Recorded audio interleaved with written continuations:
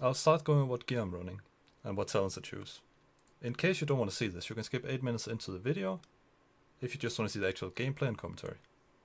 If there's nothing to comment on, I'll just stop talking. I'll only go over the important parts and what you can improve on. I'll go over a few dungeon tips along the way as well. So how about we just get right into it. So this is my current gear and my current setup. I'm currently running the Reshock Trinket and Essence, of course. Running the Sport Cloak as well because high keys you kinda need it. Kinda rough without. It's an extra defensive and tyrannical weeks. Alright, so I'm just gonna go right into it. So this is the standard tree for tyrannical weeks. You should always kinda run this kind of build. For affixes, you could switch around like deep breath stun. Is it needed in sanguine weeks? Probably not. I go sleepwalk on the incorporeal weeks, just to have extra CC for the yachts. Else I don't really have anything. For sanguine, I like to go like heavy wing beats, reduce the cooldown of my push. Kinda like that. Of course I play Force of Life, simply because in higher keys you take a lot more damage a lot faster, so you want to regain health just as fast. You can argue that in like 20 keys and below, File Fin is a lot better, 100%, I agree, take that. But on higher keys, you should 100% run Force of Life. I generally run Rescue, it's kinda... see a lot of people have it, don't use it that much.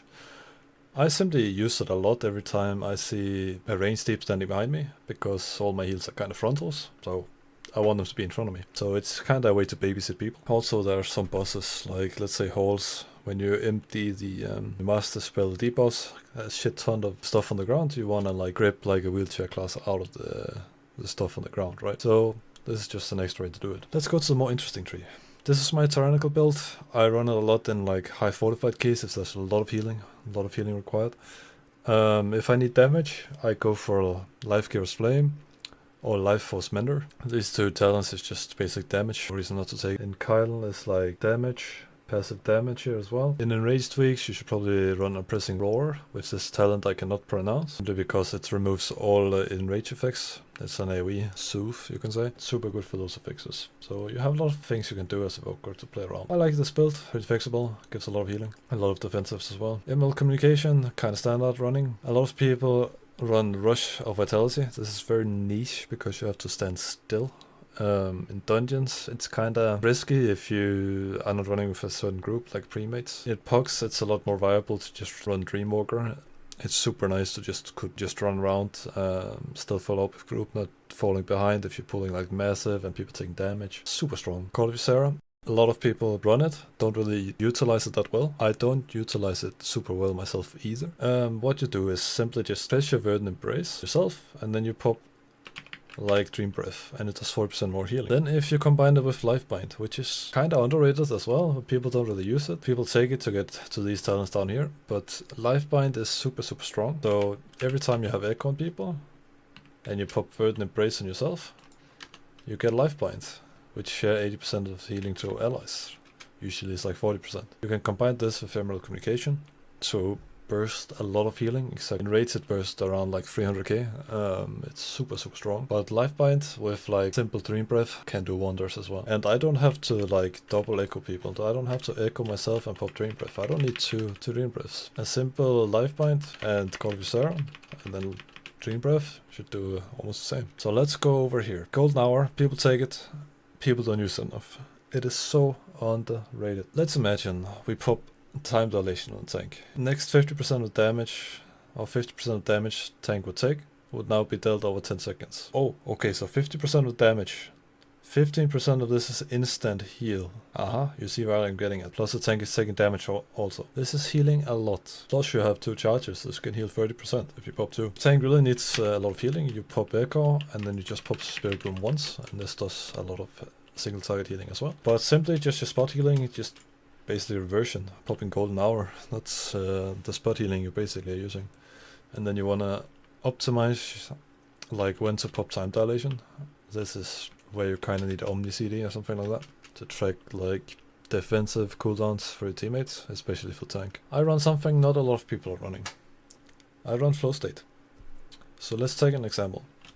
I pop time dilation on myself just for now, and I pop an empowered spell. Let's pop Dream Breath. My time dilation just got reduced by 5 seconds. So the longer the CD is, the more seconds it's gonna reduce the cooldown. So let's let it run. Okay, now it's on 40, I pop Spirit Bloom. Now it only got 4 seconds and not 5. The shorter your cooldown is, less seconds it's gonna like recharge, but it still is super strong. It's a way to get your cooldowns a lot faster. It works on rewind, it works in Emerald Communicate, it works in status. It's super strong. And sure, a lot of people are like a little sketchy about this, not using it that much. I don't understand why, so let's take a look at rewind.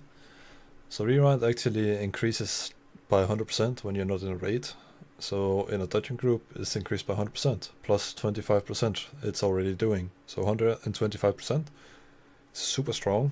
Like, but then let's reduce that by 50% and you still have like 75% of the damage taken restored. But I have 2 charges now. Like, I don't need 125%. Doesn't matter to me. I just need 75%. I'm fine. I can heal it. I can heal the rest. An extra cooldown, super strong, especially on tyrannical weeks. You really have to take this.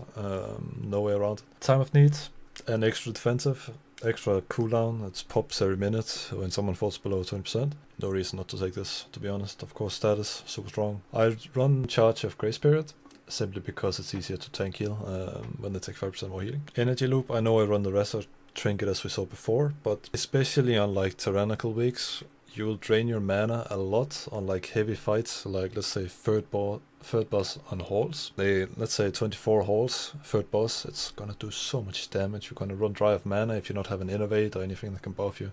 Energy loop, super strong, every round, every way around. Every time you use like essence and you need mana, pop disintegrate. No reason not. You want to take 10%, 10 seconds off your Spirit Bloom, simply because of the Forset. Makes your Spirit Bloom a lot stronger. Less cooldown, more healing. It's just how it is. So that's my talents. I will walk you through high keys and show what my thought process are in each scenario, and I will explain what I did, why I did it, and what I could do better, so you can learn as well.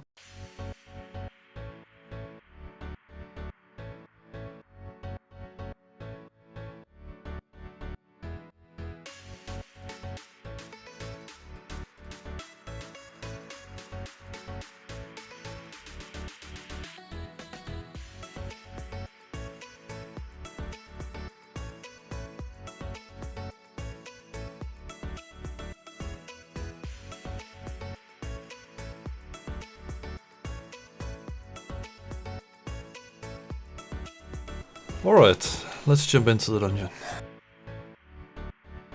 So what you will see here is I pop Temporal Anomaly on everyone before we even start the key. This is basically to spread all my echoes on people. So whenever we actually start the key, they still have echoes on them, and then I can pop whatever. I decide to pop Reversion on people, then I have 5% more healing on everyone. I pop another Temporal Anomaly so I have more echoes on people before we even start the pull. As you saw in the route, we're gonna pull everything into one chain. That's why I decided to grab the tank, makes it a little bit faster. Saves 1 or 2 seconds maybe. And then I just follow, try to keep everyone alive. I remove the bleed, a little bit too slow. And then I basically just pop Emerald Communication to spot heal everyone who gets like targeted by the charge. Here I spread more Temporal Anomalies. Have some echoes on people. I could probably pop Rewind, I did, just in case someone actually drops while we're doing the chains. And then I just finish people topping off. Gonna finish the last mob, nothing in particular here. I decided to sleepwalk one of the dungeons, the rogue overlaps with a blind. A little bit unlucky, but yeah, well played overall. We pulled off the chain, no one died. It's a good start so far. A little bit too late to the spell on the tank, but we manage. As you can see, I pop Echo. On the tank, just use single target heals. I mostly spot heal with Reversion, because of Golden Hour, as we talked about before. I decided to grip the Priest here, simply because I thought he would then grip another DPS so he was a little bit faster, but turned out he actually didn't grip anyone, so a little bit unfortunate, but that was my decision why I grabbed the Priest. So we're heading into to second pull. Tank pulled a lot. We pop Bloodlust here, simply because it's fortified weak. There's no reason to pop it on the boss is gonna die fast anyway. And we did the first pull with the chain, so all the mobs kinda died instantly anyway. As you can see, I like to pop Dream Breath here to actually stun the mobs. There's a lot of casters, a lot of things you can die to if they're not interrupted, stopped. This is also why I'm playing melee, simply because I can stop a lot of cast with my tail swipe and my wing beat. So that's why I'm deciding to play melee here. Tank is doing a good job kiting the mobs from Sanguine. And I simply just do damage as much as I can. There's not that much to heal. I spot heal a little bit of echo and reversion, a little bit of life bind here and there. Whenever I have Dream Breath and we are taking group damage, I just prop like a simple Dream Breath. I don't have to worry about it. It's just a big hot on people. And I only charge it once. I don't hold it. There's no reason for me to hold it on fortified weeks, since there's not that much incoming damage on trash at least. So more damage. I popped Fire Breath only once because I see the droid was taking incoming damage, so I had to swap to healing. I still get the damage off. I'm not getting Leaping Flame procs that much, it's sad. But I'm just doing simple rotation, doing Disintegrate, getting a little bit of mana. As you can see, I'm quite fine on mana before the boss. So we should be good here. Now tank starts to take a little bit of damage. I life bind, I pop echo again, more reversions, more healing, popping damage.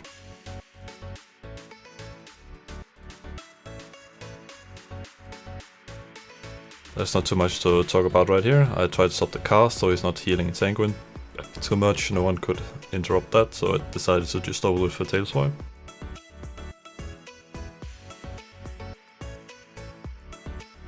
It would have been better if I had like Wing Beat to just push him out, but I didn't. Druid didn't decide to use Typhoon either, so now I use Typhoon for no particular reason, to be honest. And I mean, we didn't get the Sanguine healer, so at least that's a win, but it was close.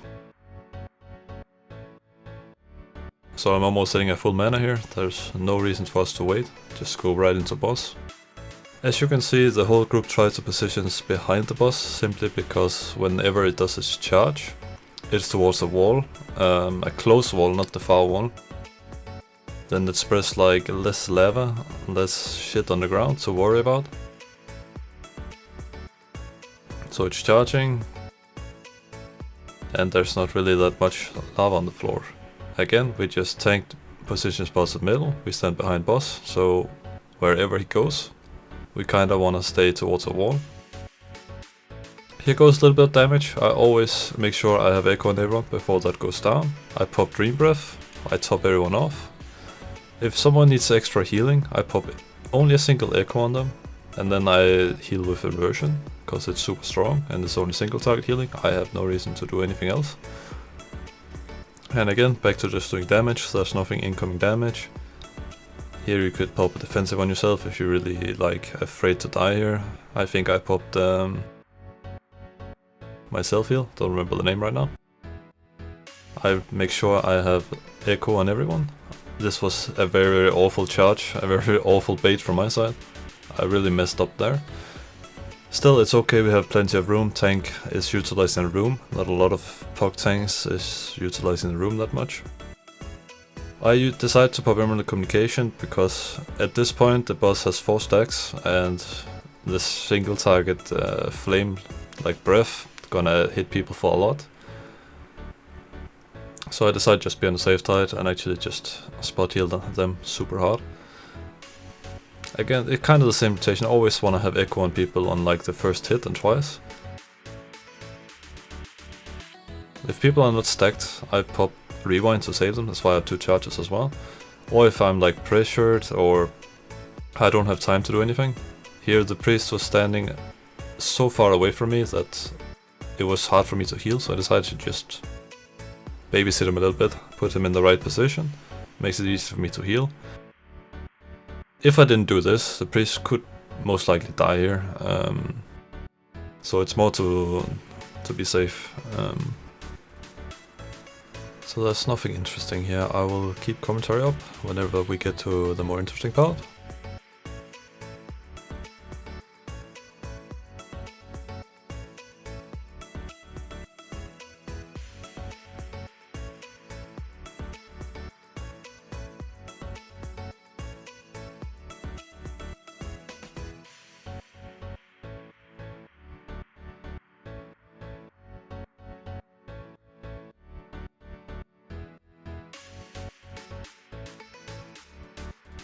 As you can see, Tank says he's gonna pull the whole room, everything.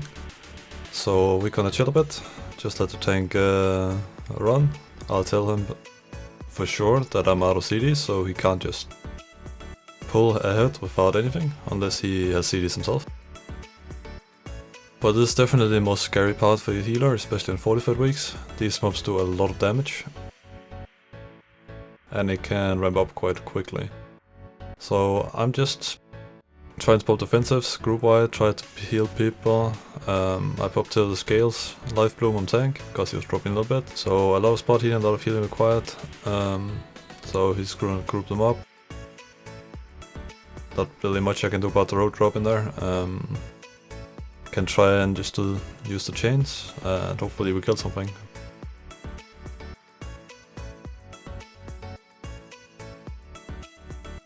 So that went a lot smoother than what you usually see in like higher keys. Even lower keys, this is not even happening that well.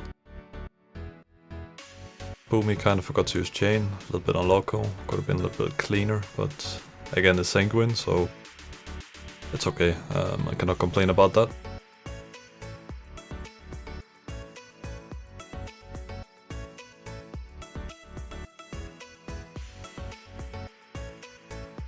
So this boss is basically just a target dummy. What you want to do, of course, you dodge the wave, and as Evoker you kind of remove the bleed, so there's really nothing to heal until the chains come. So as you see, I remove the bleed, I just do my damage. You see chains coming in 2 seconds.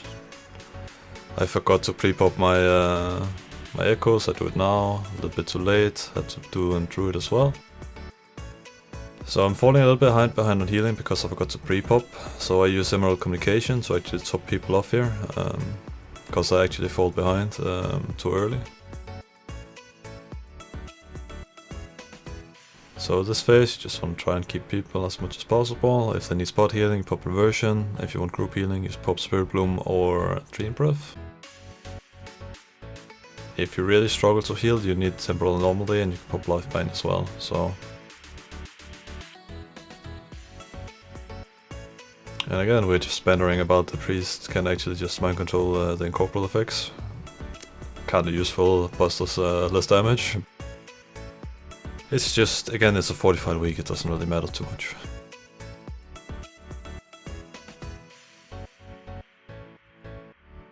So this is just once a repeat. Again, you can remove the bleeds. It's quite easy. There's nothing really going on. I'll return to you whenever this boss is over and we are getting into more interesting parts.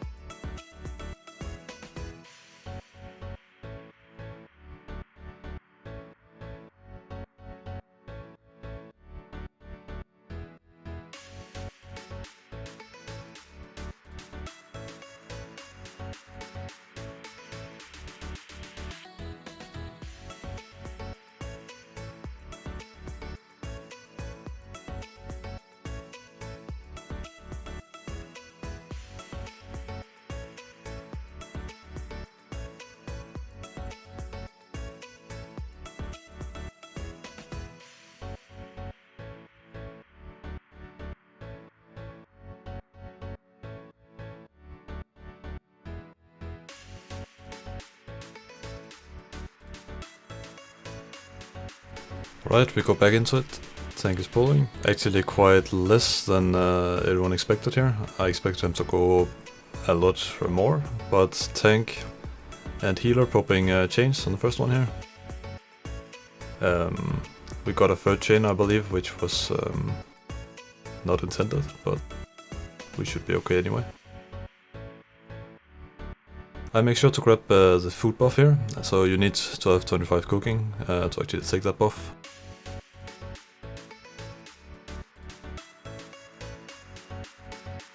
I first pop Cypher to take less damage, people move a little bit faster, it's super good to group up mobs. And then I just again spread my anomaly, pop my HOTS on people, and try and spot heal as much as possible, especially when people take the charge and bleed here. It's doing a lot of damage, like the rogue is doing here, trying to spot heal. Emerald communication is super strong in these scenarios. Again, the Boomy forget to use the chain, a little bit of locker, we just kill it. Could have saved at least like 30 seconds here. Stuff like this happens, but it's okay, we manage. Nothing to really worry about, 30 seconds, it's recoverable. Still saved a lot of time on the other chains, so we're fine. Yeah, we use the extra button, the food buff, gives 60% more speed. Some of our group doesn't know this for some reason, so I mean, it's 24 people should know this, but that's why you watch this video, you learn, hopefully. Maybe you knew it already, but now you should know it. Don't make the mistakes like my group did. So we're basically just waiting for the druid here. Again, just wasting 10 seconds for no reason.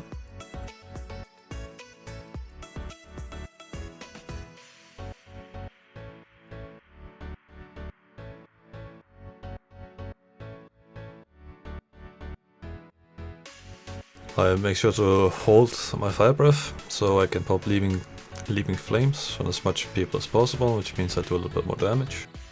As you can see, my damage is super bad. It could have been maybe like 10-20k higher overall if you used your deeps 3 completely. But again, I prefer the healing because there's a lot of healing checks. And when you're pulling this big, especially in Neltharus, it can be rough if people are getting double targeted by the charge, by the bleed, and you don't have anything to do to remove it, or any cooldowns to really help you spot heal.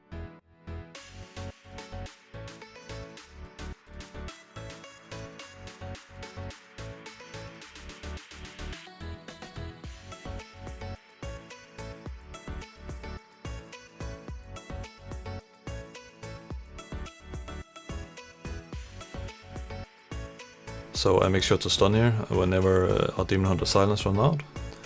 The Boomy follows up by a mass interrupt.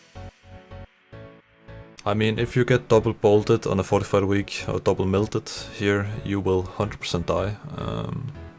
It's 300 to 320k like a pop. So if this goes off twice, someone could die potentially. So that's why we try to interrupt it as much as possible. If these bone splinters get double charged on someone, like this, they just insta-dead. As you see, they double charged the priest, they died, they throw X, which gives you a nasty bleed as well. You have 1 second, 1.5 seconds to stun them, interrupt them, CC them. You can actually not interrupt them with your normal interrupt, you have to stun them, CC them to actually stop it. As you can see, I knock up here on the charge to stop it. There's another X throw. It got feared and blinded. But it does super nasty damage. Just be aware of that.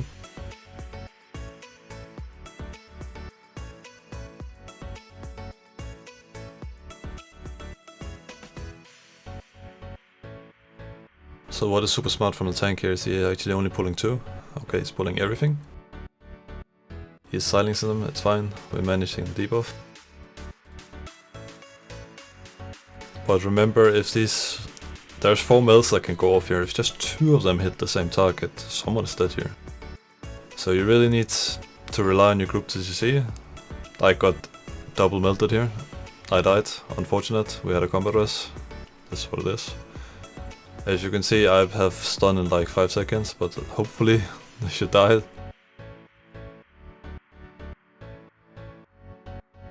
A little bit painful, I died because I got double targeted, not really much to do about it. Didn't really have anything CC that could have stopped it. Tank could have pulled 2 at a time into that pack, killed the 2 off and then pulled the other 2, and then it would have died approximately the same time. It is Sanguine week, I understand why he does it. It's risky. 100% on fortified weeks. A little bit better on tyrannical weeks. They will not one-shot you if you get hit by it too.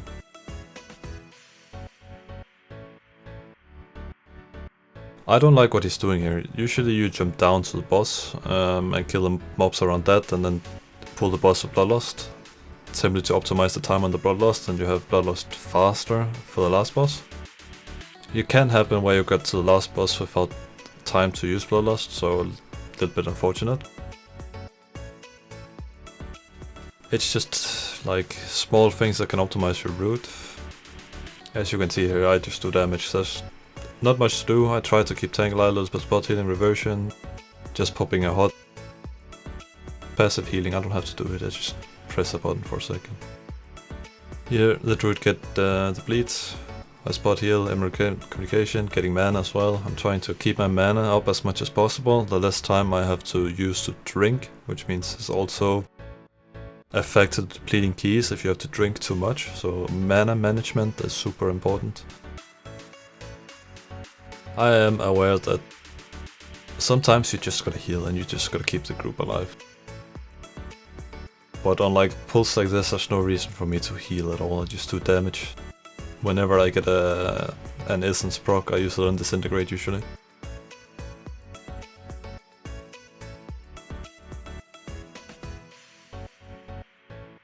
Only thing you really have to worry about here is if tanks chain pulls or pull 2 packs here. Then again you have 4 mills who can go off, we can kill a lot of people. Also the 2 big mobs, they'll do a AoE slam once in a while. Try and save all your cooldowns for the boss, because this boss does a massive amount of damage. It recently got nerfed before this video is out, so still a little bit less damage, but this boss is still doing quite a lot of damage, so try and save all your cooldowns if possible. As you can see here, I actually pop status, which is quite a bad idea. I would rather hold it until the boss. As you can see here, melt's going off, priest is dying, not much to do about it. It's just how it is, if it like interrupts, like stops.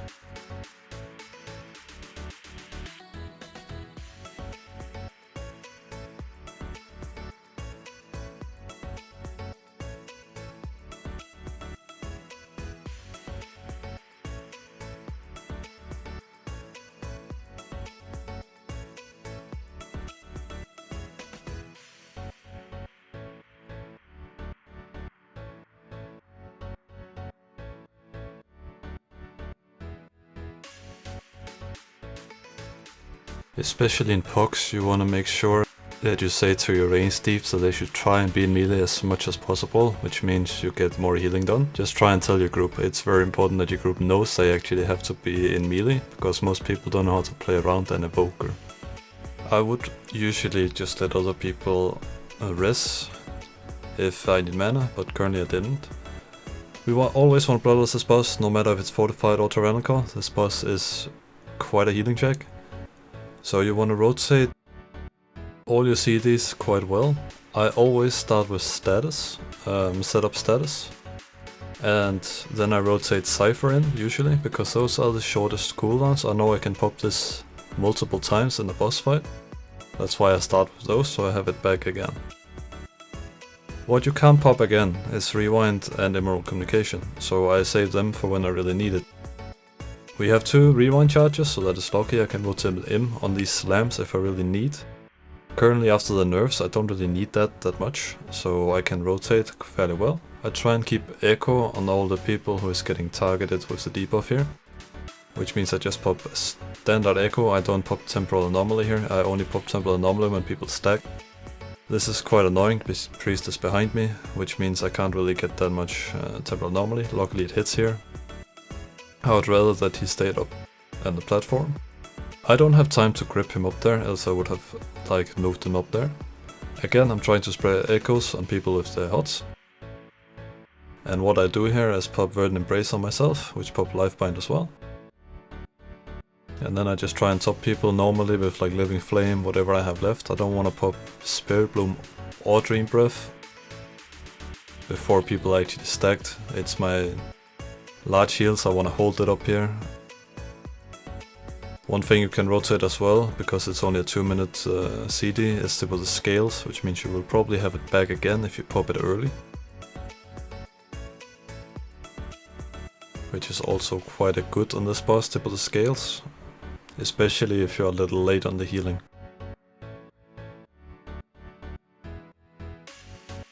Boss is all about rotating your cooldowns.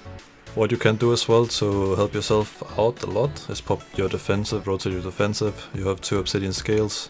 You have 1 self healing every 1.5 minutes. You can rotate it with Cypher. It is super strong. You don't have to focus yourself that much. You have the Spore Cloak as well, which means it's like an extra shield. You don't have to like look that much on yourself. I decided to grab the priest here because they're far behind. And of course you want to use the extra button for the extra movement speed.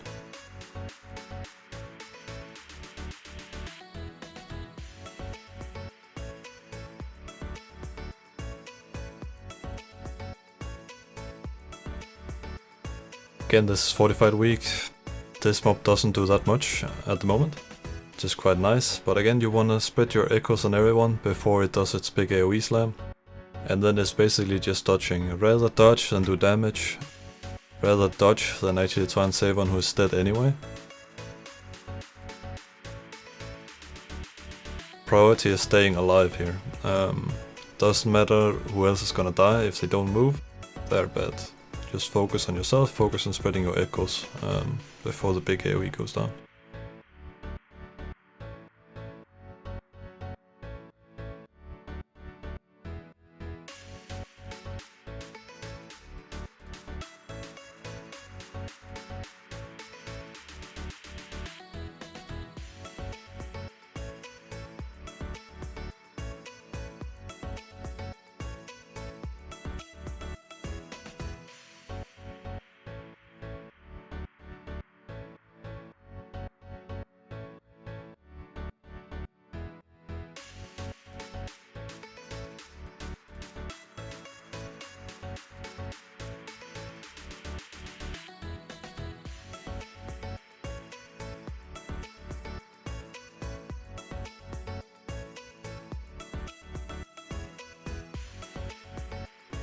Maybe you remember the route, maybe not, but the plan is to pull the 3 mobs we have to pull and then chain them with these mobs. Be aware the chain don't work on the 3 mobs if you don't pull anything else either. So that's why we're simply just pulling something else into it. Just waiting for it to grow up a little bit, and then we're gonna chain it, everyone. I should have used the bleed remove here, I didn't. Had to pop rewind instead. So this is where really panic begins for me. I am not using chain, I have to focus on healing. It's just unfortunate. Now I'm trying to use the chain a little bit late. Seems to be bugged, quite unfortunate. I actually think I have to die here. I die, doesn't matter, we killed what we need to kill. A little bit unfortunate, it bugged out. Happens sometimes in this dungeon, just have to die and reset it, nothing else you can do, you cannot out heal it, you cannot wait, you have to die, have to reset it. I think Bubble works as well, or Ice Block or something like that. As you can see, we have quite a lot of time left, we're gonna skip all the way to the end here. If you don't have Rogue, you can Invispot all the way through as well, so it's not like you need to have Rogue, but it's super nice.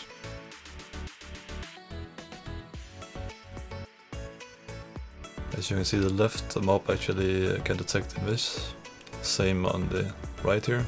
The right mob can detect you, so if you get too close to one of them, they'll see you and it's off lock, right? Then you're just dead.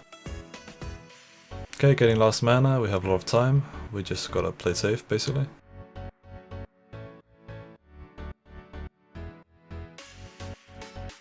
So I just do damage, nothing to heal. Of course I pop my echoes on people, so if there happens to be damage I can react to it faster. I don't have to set up. My echoes are about to run out, I decided to pop reversion just to have something on people, a little bit of a hot. As you can see, the rogue got the dot, which means I have to actually spot heal the rogue quite a lot here. That's why I pop reversion, so he takes more healing. As well as I pop Spirit Bloom, gives him a hot as well. And then I just try to pop a little bit of hots on people, the more I can actually do something else. A little bit unlucky, we have 2 deaths here. If we only had 1 we could combat res. But we both that die, that's why we actually say we should reset this boss, because we have so much time left that resetting the boss, we still have bloodlust. That's what we're trying to do. As you can see, I got the combat res.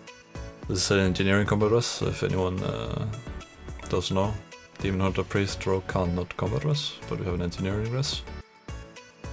So we just want people to die here. They're a little bit bad at dying, I don't know why.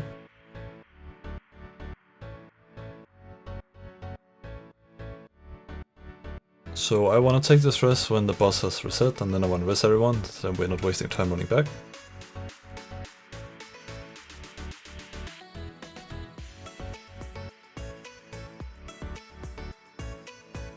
Okay, boss resets, I accept. I instantly go and master res people. Time is getting close, we are on like 3:40 minutes. 3 minutes 40 seconds, I should say.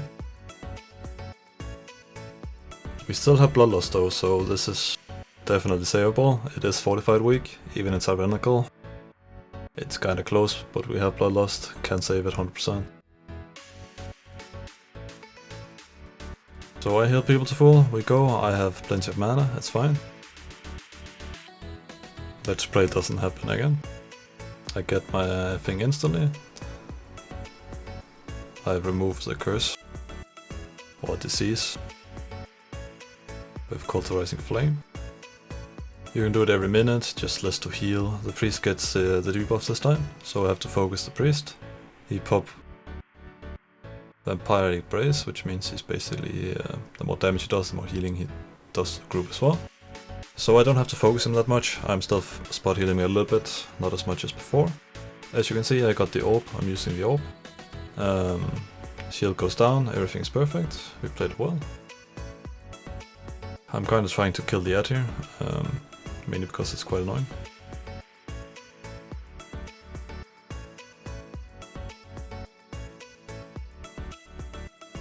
If you have a group that doesn't use items that well, you can actually take 2 items in case someone dies or doesn't use it. It's just an extra safety feature. I don't do it in this group because it's this high of a key, and I expect people to actually use the items. Which they luckily do. But it's definitely a safety measure in lower keys if people are not using items or someone is just ignoring the mechanic completely.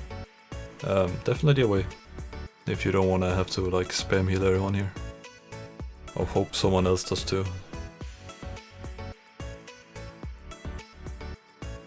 I should actually just focus the boss here and do more damage. I decided to just crowd control the ad a little bit, because it's getting a little bit annoying. I got the dot here myself, I'm popping defensives, popping myself heal, don't have to worry that much. I shouldn't have overloaded my defensive here, but it's okay, it's fortified. I would rather only pop 1 defensive, either Obsidian Scales or myself heal.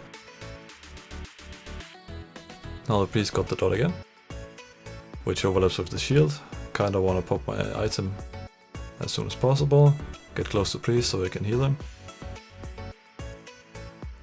And the boss should basically be dead now.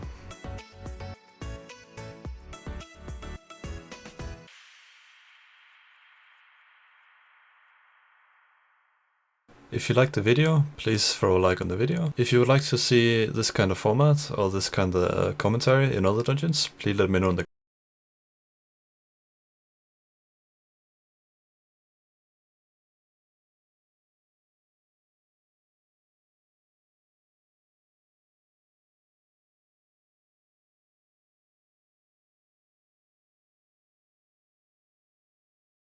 comments. Remember to invoke the wrath, and see you next time.